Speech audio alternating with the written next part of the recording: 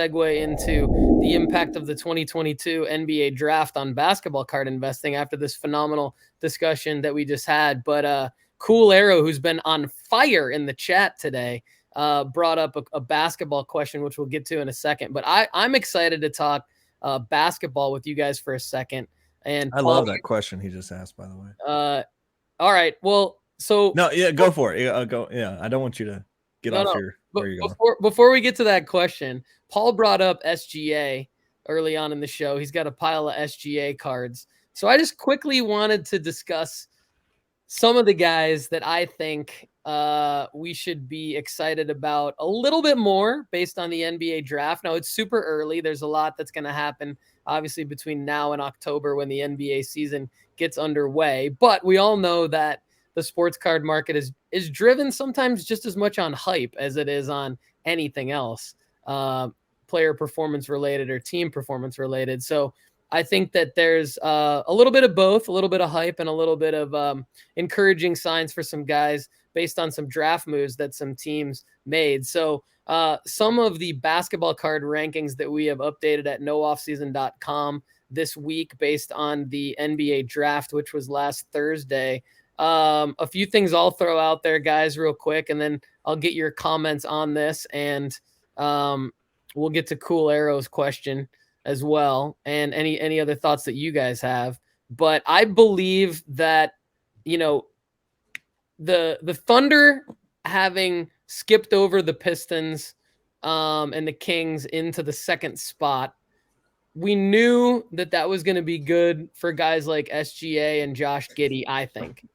Because solely based on, like, not that anyone would take over the scoring responsibilities from SGA, but that just the team would get better, right? The team would get a top 3 piece to make them better. Hopefully they would stop tanking, and then they would become more relevant as it relates to, their players would become more relevant as it relates to their value in the market. So I think that Chet Holmgren going to the Thunder was, in my opinion, the best fit and pick in the entire draft, because I believe that he's going to help that team win possibly more than any other player that went anywhere.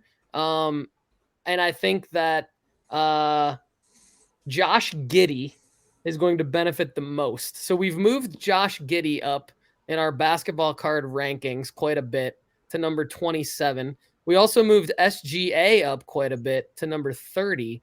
I just think the Thunder is going to be a much better team with Holmgren in there. It's probably not that far-fetched, right? Because they weren't really that great last year.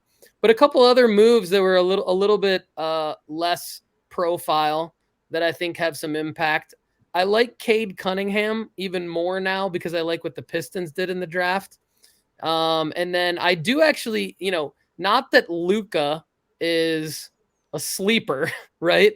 But I do like Luka more now with the Christian Wood acquisition. Absolutely. I'm more comfortable investing in Luka now, so he's more solidified in our rankings, and I think he's less of a risk reward guy, and he's more of just now he's just really on that trajectory to make it to the NBA Finals and win, because I think that Christian Wood for the 20-something whatever pick that they got him for was a phenomenal move. So those are my big ones. What do you guys think of those before we get to the Tyrese Maxey question? Oh, one more. I think Damian Lillard and Kevin Durant, those are guys.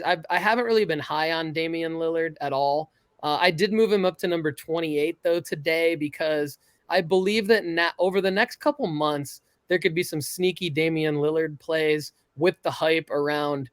I don't know that Kevin Durant's going to get traded there, but just the resurgence of what they could do in Portland and Damian Lillard coming back. He is only 31, and we just saw Steph at age 32 dominate.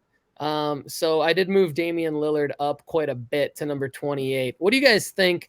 Kendall, I'll let you go first. What do you guys think of those comments there? And anything else you want to add that you saw in the draft that you want to talk about? Yeah. So I love Dame, by the way. I love the Dame play.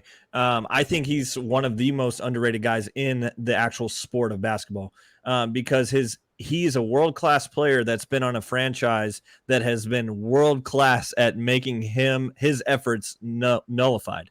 Like they've been the worst at making his teams competitive, and he's just out there balling every single day, and so I love the Dame play. One, because I also have heard recently that the CEO of Nike is trying to buy the Timberwolves. The Trailblazers, and I think that would do a world for his market. I think the Blazers are in a good position to. I don't want Kevin Durant to go there. I'll be fair, but I do think they are in a. I'm also a Thunder fan, so we'll get to that in a second. Thunder up. We got giddy up. We got this giddy up, baby. So anyway, we'll just leave that there. I think Paul and I are going to have some fun at realizing which of our teams is going to be competitive first. And that'll be a fun versus team. OKC. Detroit versus OKC.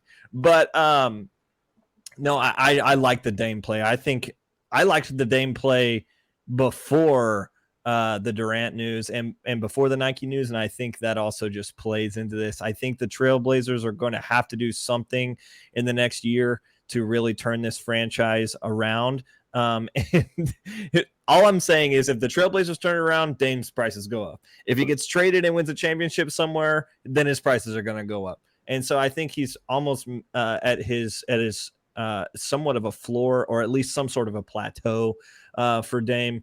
And we've seen him coming off an injury. His core injury is probably going to be healed, I would imagine, if he took the time to do that in the offseason. I think it's a good play. Damian Lillard's almost like a perfect example of what we were talking about earlier on in the show, where it's like, can we do a little bit less prospecting in this market and a little bit more sure plays? Dame feels to me like a guy who, like, whereas in a different market, I might have put more money into like Anthony Edwards, who I love, or LaMelo Ball or whatever, but or SGA or Maxey or Jordan Poole, all these guys, right? Or but Simmons, who's also on the Trailblazers. Yeah, Anthony Simons, but now I'm thinking like, okay, why not Dame? Like Dame feels safer because it's like he already has a bit of a legacy going. He already has a market of fans that will buy his cards for sure, and he's not going to tank. Like I think he is at a floor. So I think we're on the same page with that. And so I wouldn't have even bought Dame not too long ago, but now my mind has changed for all those reasons. So there's like a lot of players in that, like Kawhi is not a lot different. I mean, that's, Clippers should be good this year. I'd think Kawhi coming back with a year of rest with Paul George on his side, like he could so easily win a title this year. They could add a free agent. You could throw him in that same category. I mean, Jimmy Butler's kind of like the same type player, like people love Jimmy. He's not like, he's not LeBron. He's not, he's not Jason Tatum, but really good career. All they really need is a title, like a Dame or a Jimmy Butler. And those are cards that could really go up in value. I like the Dame play a lot. Like, I mean, I'm going back to thinking about when you buy sports cards, for a sports card to go up in value, there needs to be someone that will pay more for it in the future. So the downside protection is buying something with a collector's base of fans, whereby you have downside protection because there's a collector's base that will buy that card for something in the future. Like that's why Jordan cards are the safest investment in all of sports cards. Mantle as well, because there is a massive collector base that will buy that card if it drops in value. Like, some of the rare 90s inserts of Jordan, if those cards drop in value, there's going to be another collector that says, yeah, I'll take that because I'm going to throw that in my PC and I'll store it away. And I don't even care about whether it goes up or down because I just want the card. I don't see that like Shai Gilgeous-Alexander has that type of collector base. Like to me, you've never been to Kentucky, my friend. He's Canadian and he doesn't have any fans up here, it seems. No, and he's a wicked player, but I just, to the same extent, like how many Shai cards were out there manufactured? That was like one of the worst years by Panini in terms of like oversaturation of supply. That's my main Luka fear as well. For sure. And like Luca, to your point earlier about having like a bit of, maybe not being as worried because Christian Wood's there. I think Jalen Brunson's gone. Like he's going to the Knicks. And that's the second best player on that team, right? So I'm not super. They've got all kinds of cap problems over there in Dallas. Like unless they magically figure out a way to get Kyrie and he plays 60 games a year, I actually don't see how Dallas is better next year than they are this year because Brunson's gone. It's like the worst kept secret in free agency right now that Brunson's going to sign with the Knicks, right? So I don't know. I don't see how that is a positive for Luke. I don't see how they make that team better being capped out with a bunch of kind of mediocre players. Like they've got one mega superstar and a lot of good role players. They're not going to win a title with that lineup. Well, I would say that Christian Wood is better than a role player, but I would say getting him for a 20th pick is really a good value. No doubt. If the Raptors would have got Christian Wood, I would have said, yep, sweet. Christian Wood can't play defense, right? Like you got to play defense to be able to win titles. He can get stats in terms of rebounding, but is he a good defender? No, he's not a good one-on-one defender, right? Which is also Luka's problem. Exactly. Like I actually think if Brunson's gone, they're worse than they were this year. Yeah, they're going to have to make some more moves. Like sure. They need DeAndre Ayton, or they need to make a play. They're going to have to swing for the fences to bring someone in. And I don't even know if Ayton's the play. They need someone that can handle the ball a bit as well. Cuban does swing, though. We've seen he swings. Right? Ayton, I'll say that could be almost a runaway in the West. But the most interesting thing, sorry to cut you off, Paul, is it's free agency. It's what's going to happen with That's this week too. KD, because there's a report out this morning that the Nets are going to let Kyrie's agent talk to teams now about a sign and trade. Like if that happens, what is the chain of events that happens? Because if Kyrie leaves, KD's gone as well. There's no doubt. Yeah. Which is the funniest Simmons story I've ever heard in my life. Or I think I got his name wrong, actually. What, Ben guy, Simmons? Yeah, Ben Simmons. The funniest Ben Simmons end of all that. He goes to the Nets and everyone leaves.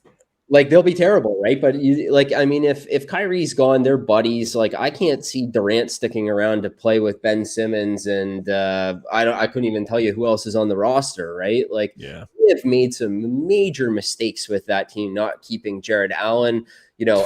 Basically playing into the hands of Harden, Kyrie, and what Durant want to do. Well, Harden's gone. They traded so many draft picks to get Harden as well. So they have no draft capital whatsoever. That is a team that's a mess.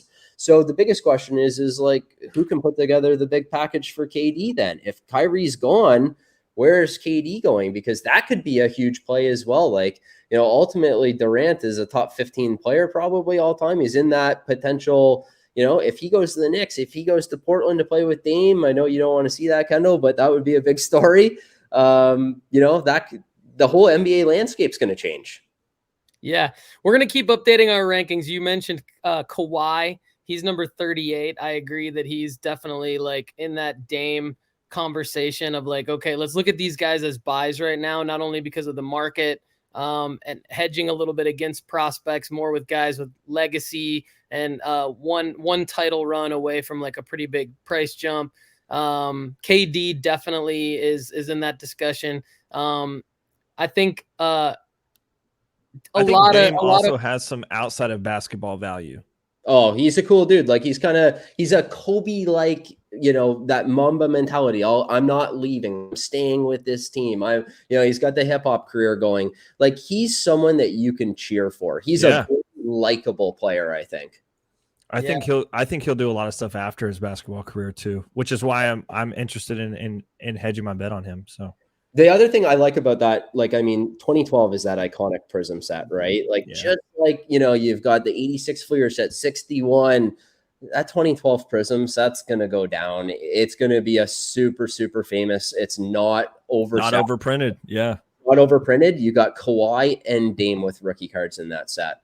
Yeah, absolutely. All right, let's get to Cool Arrow's question about Tyrese Maxey. For me, in the sports card investment report at nooffseason.com right now, he's a hold.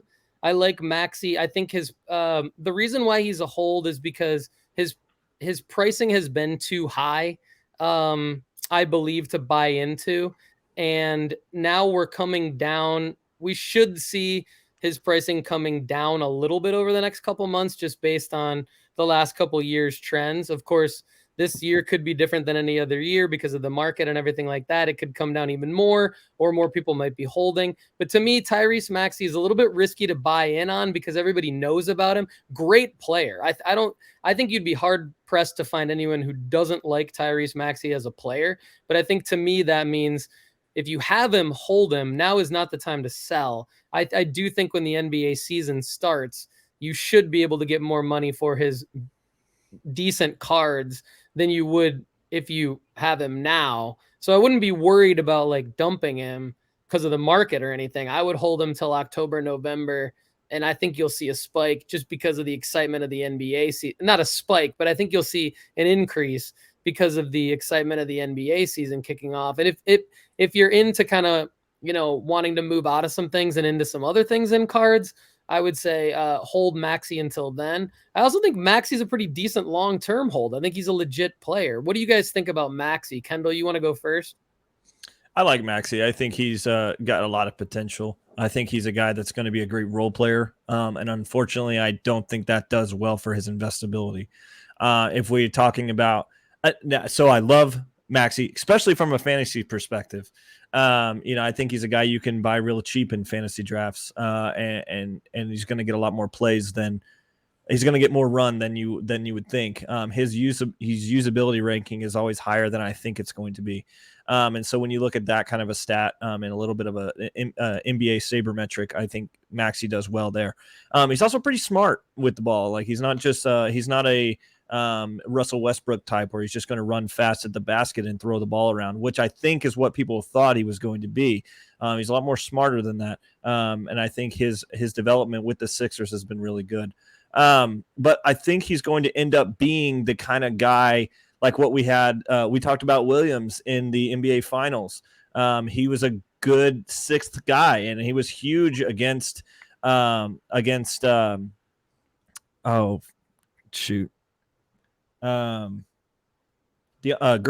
He was big against Green, and but his cards. We had that conversation. It was like, should you sell now? I was like, why did you even buy this card? First off, but yes, you should have sold. I think Grant Williams is his first name, so he seems to fit in that category for me right now. I think he's a guy that will maybe be a fringe starter, but I'm not investing in him personally, but I think I'm excited to watch him play, and I'm excited to watch him grow. And if he proves me wrong, fantastic. I live in Kentucky, so I'm going to hear about it all the time. You played for UK. So anyway, who didn't play for UK, by the way? I would say this. If you bought in and you're up, I'd be unloading. That's just my personal take. Yes. There's better stuff out there. If you've made nice returns because you got in on the Tyrese Maxey market at the beginning, you prospected him, I'd cash, because I got this card right here. You guys remember this guy, Kobe White? Kobe White. Kobe White. How many people lost money on a player? Absolutely. Now, Tyrese Maxey's a better ball player than Kobe White, sorry. But to me, there are some big time similarities in that genre of product or of player, right? Like it's a guard obviously can put buckets. Could Maxey regress a little bit? It's totally possible, right? Like, I mean, this card, I bet I'm down 95% on this card from what I bought it at. I can't believe you're comparing Tyrese Maxey to Kobe White. Tyrese Maxey is a completely different player. He had a lot of hype though, right? Like going next season, he had a good second season. Going into the next season, there was a lot of hype, right? And that card, like it was in and around. It was Shea, Hero, and Kobe White. Those three guys, there was some serious money going into those cards, right? Jamal Murray a little bit. I don't know if you could cash out on Tyrese Maxey and buy Dame or buy Kawhi or buy Jamal Murray. I'm taking the profits and running. I'm not waiting for the season to come around again and for, for everyone else to let the market drop, the entire sports card market drop 20%, and then all of a sudden have more attractive goats to buy. And on top of that, be prospecting and, better names out there at cheaper prices than Tyrese Maxey. I'm not tying money up in him. Yeah. I have a higher opinion of Tyrese Maxey than you guys do. I think that's the difference. But I agree. I do agree with what you're saying. I mean, if you're up, and I will never fault anybody for selling when they're up, whoever it is, like, or even to break even. Like if it's it's your own personal situation. So I think you're right. That's a qualifier. It does depend on that. I think in general, though, if I'm writing about Tyrese Maxey as a buy, sell, or hold, meaning you have him, what's kind of the best trajectory? I do believe the best trajectory for Maxey is actually to wait till the NBA season, because I think he's actually a legit all-star, like sooner rather than later. Like he's not in the same category as some of the other guys that you mentioned, although I do agree that it is risky. So I could be wrong, but I just have a higher opinion of Maxey. I think I'm trying to find the next Maxey, and my guy in Brooklyn, Cam Thomas, I believe, is going to be the guy that will perform like the next Tyrese Maxey. The only curveball would be is if Kevin Durant does leave, then that would maybe make that prediction go down the crapper, because it's all predicated around like Brooklyn making the playoffs, Cam Thomas being in the spotlight a little bit, and if Brooklyn sucks, I mean, the reason why Maxey is different than some of the other guys we've talked about is because he is like a legit 20 point per game scorer on a 3, 4, 5 seed in the playoffs that's like actually competitive and, could continue to make NBA finals runs. So, right. Like, do you think the Sixers are likable though? Like Embiid almost won the MVP last year, and like his cards haven't really been able to achieve pricing. Is that because people just don't like the Sixers? Like I hate the Sixers. I mean, most Toronto people do. We've had a bit of a rivalry with them. I just don't like I don't think they're that likable of a team. I don't think that they have a national fan base either. Like, does that not hurt a Tyrese Maxey that there's not a national fan base that actually, want to see that player succeed?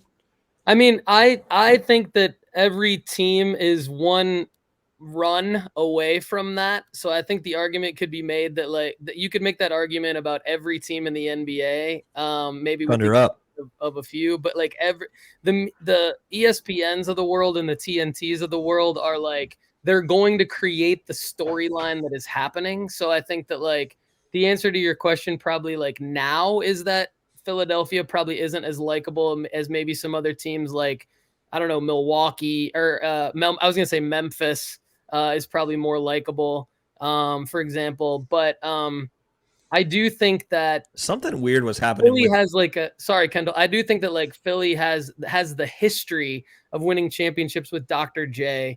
Barkley played there. They're one title run away from like all of a sudden Philly being like the it city. And if Maxey's one of the it guys in the it city, along with Embiid and maybe Harden, it's a big if, right? Like I'm not Eagles. I don't think anyone liked the Eagles after they won the Super Bowl. So I don't know if I can get behind that. I don't like Philly. I don't like any of their teams.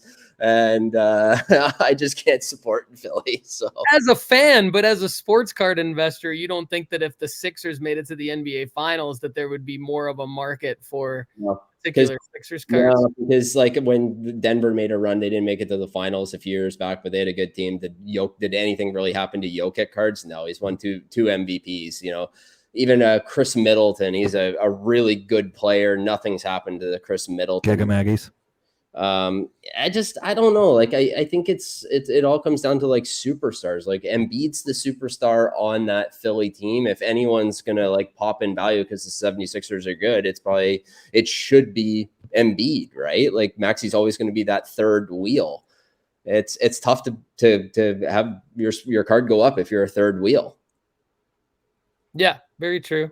Very true. I don't agree that Maxey is a third wheel, but I think that That's true. Like you have to pick one guy in a market that you're going to invest in, and you know, that's hard to do. So like I'd go with a guy I know you're big on, Garland in Cleveland. I know you're a big Darius Garland fan, right? Like to me, I don't see a whole lot of difference in their game right now. But if I was banking on a more likable team as a national fan base and like someone that's going to actually be an all-star, I'd probably go like 9 out of 10 times I'd bet on Darius Garland over Tyrese Maxey. Yeah, I love it. Yeah, Darius Garland's number 8 on our basketball card rankings at nooffseason.com, and Maxey is number 14. Funny enough, we have Trae Young at 11, Devin Booker at 12. So we've got our own, rationale for why we do those rankings. But yeah, thanks to everybody on the basketball discussion. We've had some great comments from our live audience. So Cool Arrow talking about Jokic. Ziggy No, what up, Ziggy No? Thanks for jumping in. We appreciate you watching. He's talking about loving Paul Fisher's honest comments on Kobe White. He's saying there's more Kobe Whites than there are Ja or Lucas or winners. And I think Kendall and Paul definitely agree with that. I agree with that. I think it's we're stuck on the Tyrese Maxey, but in general, I think we're all in agreement with that. I do want to give a